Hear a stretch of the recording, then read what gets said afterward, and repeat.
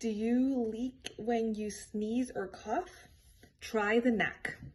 The knack is where you perform a pelvic floor contraction, which is the feeling of picking up a blueberry with the muscles between your legs, holding it, and then coughing. So oftentimes leakage occurs when someone doesn't have good pelvic floor coordination, or they have pelvic floor weakness, or poor intra-abdominal pressure management.